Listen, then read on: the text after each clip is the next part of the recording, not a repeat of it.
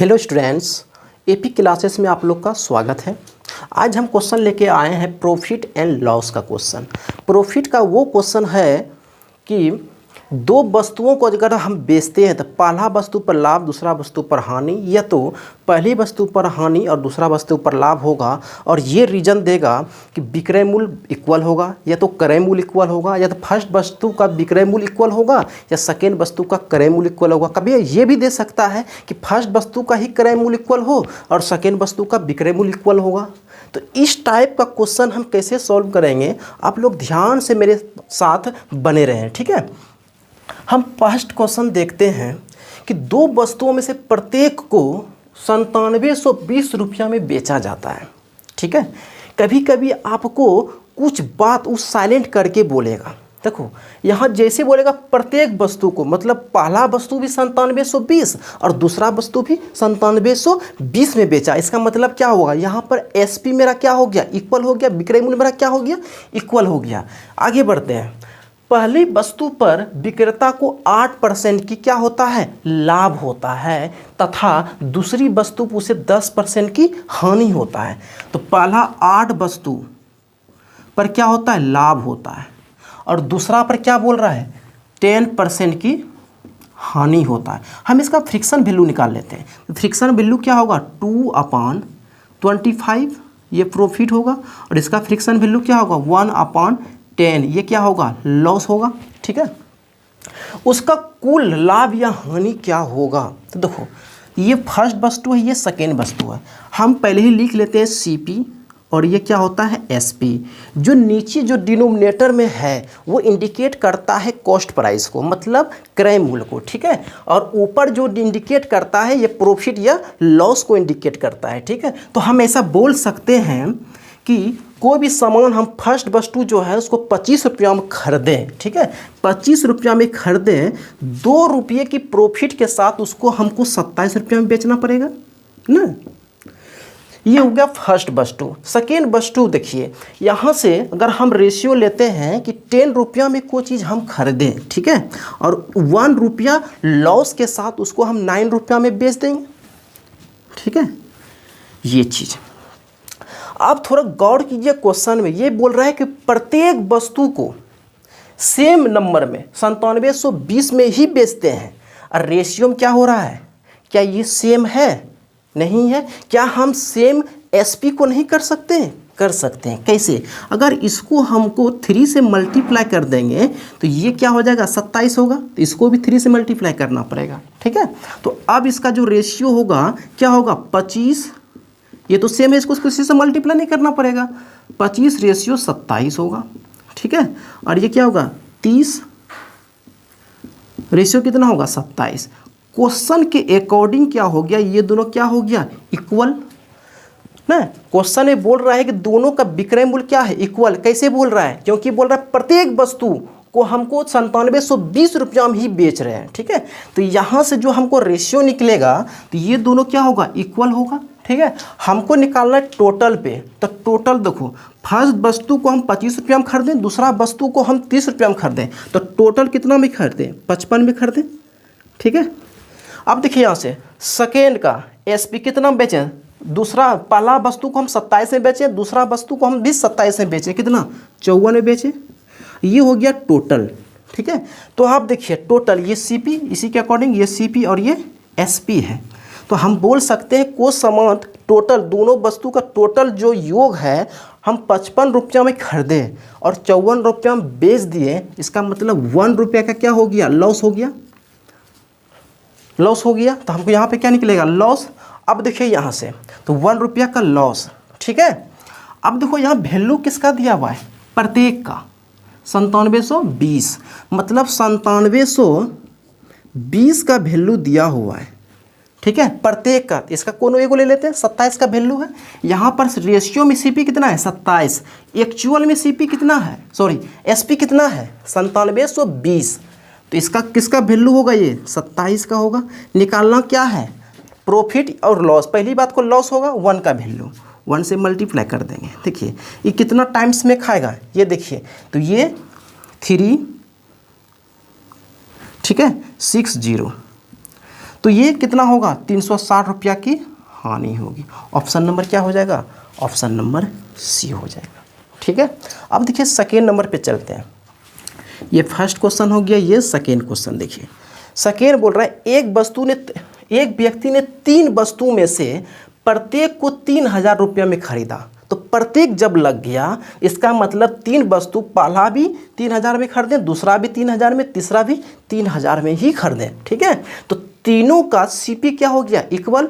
इस क्वेश्चन में क्या था, एसपी इक्वल था, विक्रय मूल्य इक्वल था, और इस क्वेश्चन में क्या हो गया, सीपी इक्वल है। ठीक है, उसने इस वस्तु को क्रमशः 10% का लाभ पे, दूसरा 5% के लाभ पर, और तीसरा 15% के हानि पर बेचता है। तो उसके द्वारा प्राप्त कुल लाभ या हानि कितना होगा। देखिए सेम क्वेश्चन, फर्स्ट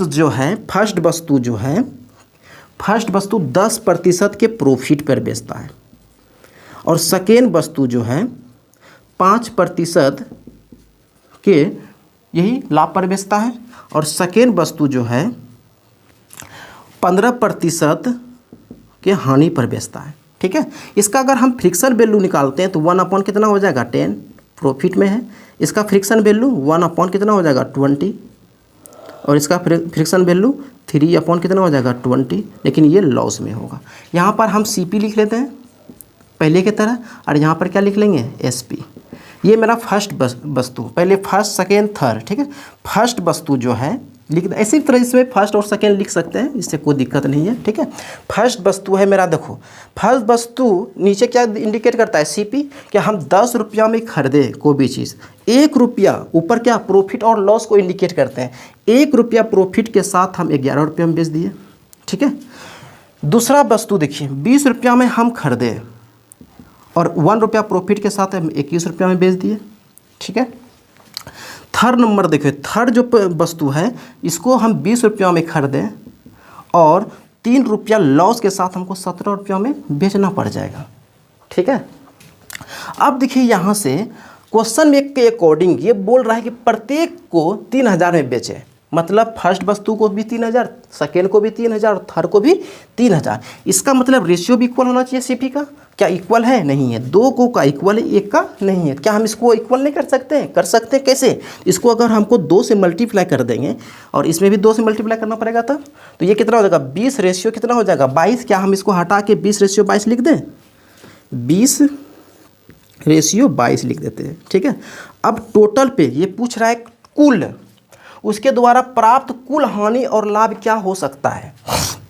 देखिए सीपी मेरा टोटल कितना हो गया, 60, तो एसपी टोटल कितना है, तो 7 1 8 2 10, कैरी 1, 2 2 4 1 5 5 1 6। लो देखो, जितना में हम खरीदें उतना ही हमको बेचना पड़ रहा है, तो लेने से क्या फ़ायदा। अगर हम यहाँ से कितना प्रॉफिट या लॉस, 0, नहीं तो प्रॉफिट हम बोल सकते हैं। अगर जितना हम कोई भी चीज़ खरीदें उतना बेचना पड़ गया तो नो प्रॉफिट नो लॉस ना।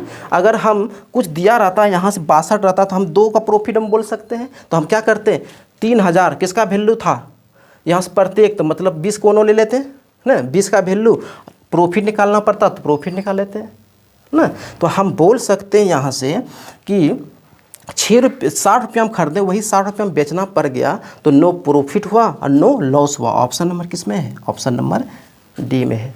इस टाइप के एक और क्वेश्चन बताते हैं। ठीक है, नेक्स्ट क्वेश्चन, चलिए देखिए क्वेश्चन। एक व्यक्ति ने 2 वस्तुओं को 7500 रुपया में खरीदा।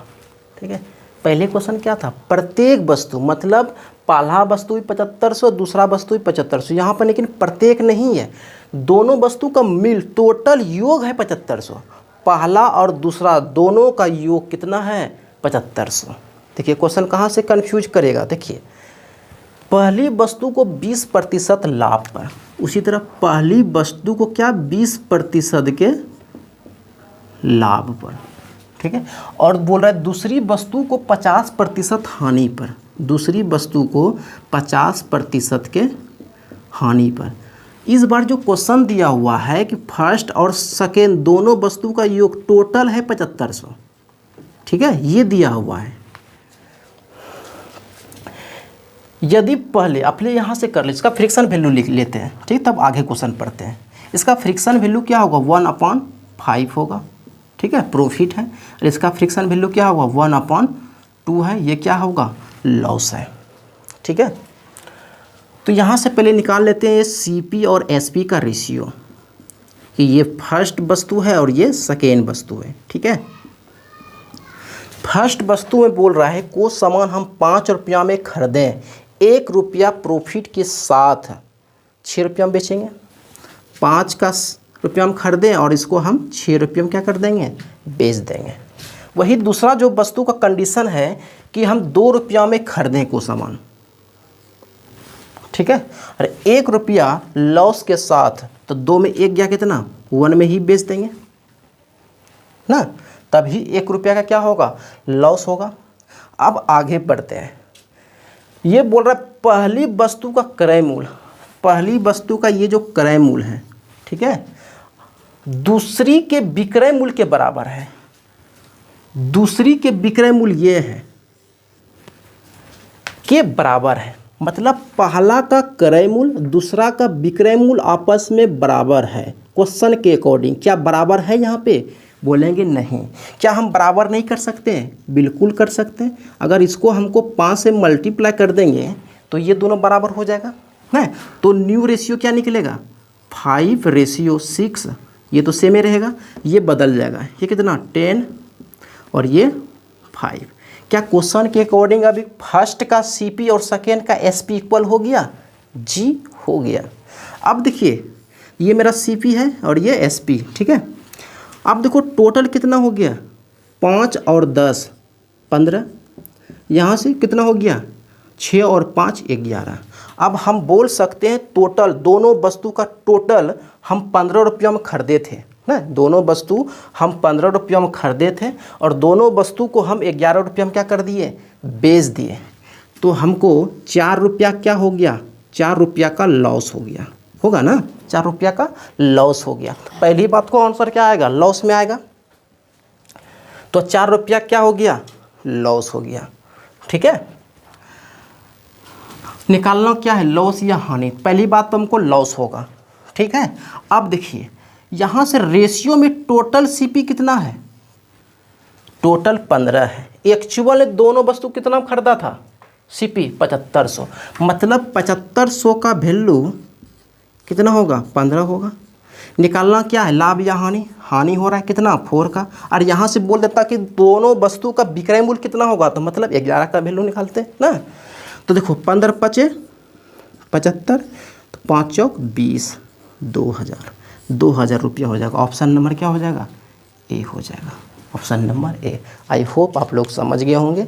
ठीक है, आज प्रॉफिट एंड क्वेश्चन का 3 टाइप का हम क्वेश्चन एक ही क्लास में बता दीजिए। ठीक है।